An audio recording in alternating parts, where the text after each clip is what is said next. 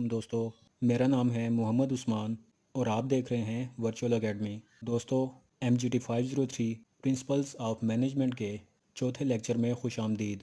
دوستو، اس چیپٹر میں پچھلے تینوں چیپٹرز کے ڈیفرنٹ کانسیپٹس کا دوبارہ سے جائزہ لوں گا، جس میں تمام managerial functions, management process, management کی افیکٹونیس اور مینیجرز کی ان غلطیوں کا بتاؤں گا جن کی وجہ سے مینیجرز اپنی ڈیوٹیز صحیح طریقے سے پرفارم نہیں کر پا رہے ہوتے۔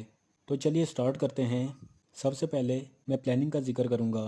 پلاننگ مینجمنٹ کا ایک ایسا فنکشن ہے جس میں اہداف یعنی کہ گولز کا تعین کیا جاتا ہے۔ ان گولز کے حصول کے لیے مختلف اسٹریٹجیز ڈیفائن کی جاتی ہیں اور اسٹیبلش کی جاتی ہیں تاکہ مقرر کردہ اہداف کو آسانی سے حاصل کیا جا سکے۔ اس فنکشن کے ذریعے اس فنکشن کو استعمال میں لاتے ہوئے مینیجرز مختلف پلانز کو ڈیولپ کر رہے ہوتے ہیں اور مختلف منصوبوں کو تیار کر رہے ہوتے ہیں۔ آرگنائزنگ آتا ہے۔ آرگنائزنگ مینجمنٹ کا ایک ایسا فنکشن ہوتا ہے جس میں یہ تعین کیا جاتا ہے کہ کون کون سے کام سر انجام دینے ہیں اور کون سے کام کیسے کرنے ہیں، ان کاموں کی کس طریقے سے گروپنگ کرنی ہے، کس کو کیا اطلاع دینی ہے اور کون کون سے فیصلے لینے ہیں۔ تیسرے نمبر پر لیڈنگ آتا ہے۔ یہ مینجمنٹ کا ایسا فنکشن ہوتا ہے جس کے تحت ماتحت افراد یعنی کہ سب آرڈینیٹس کی حوصلہ افزائی کی جاتی ہے۔ اس میں ٹیمز اور انڈیویجولز پر انفلوئنسنگ پاور یوز کی جاتی ہے اور سب سے زیادہ افیکٹو کمیونیکیشن چینل کا انتخاب کیا جاتا ہے۔ چوتھے نمبر پر کنٹرولنگ آتا ہے۔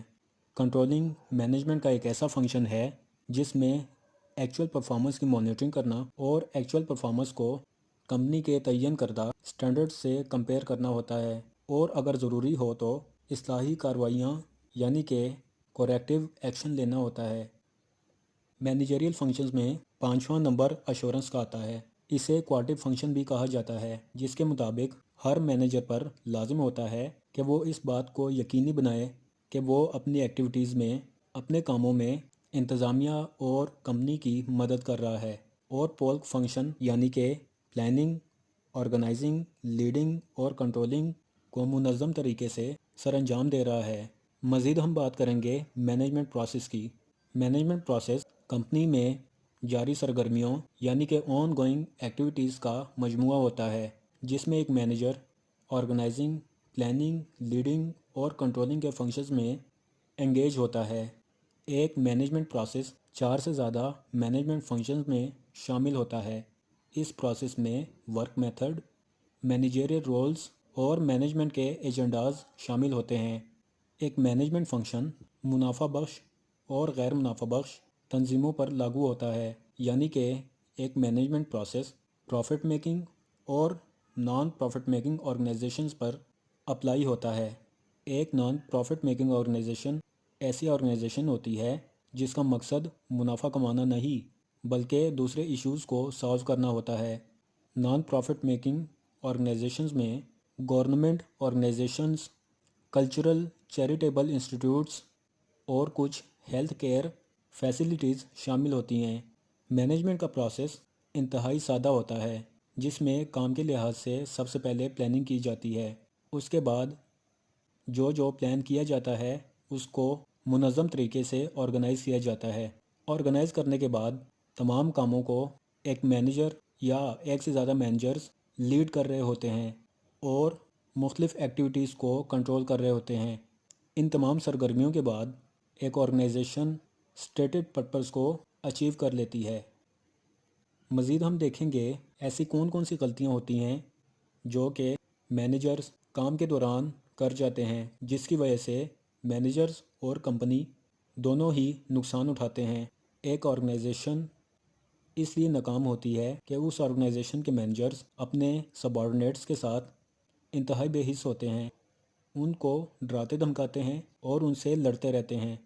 مینیجرز کا امپلائیز کے ساتھ سخت رویہ اور مغرورانہ رویہ ہوتا ہے۔ مینیجرز یہ بھی غلطیاں کرتے ہیں کہ بہت ہی زیادہ ایمبیشیس ہوتے ہیں۔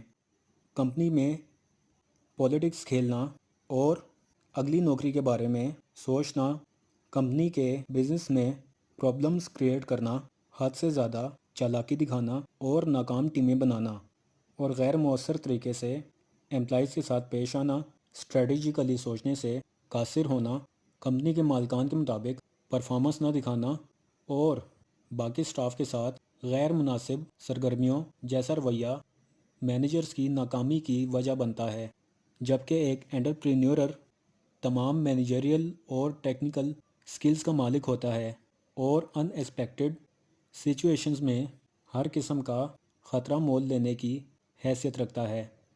دوستو، میں امید کرتا ہوں پچھلے لیکچرز کی طرح بھی یہ لیکچر آپ کے لیے اہم ثابت ہوگا۔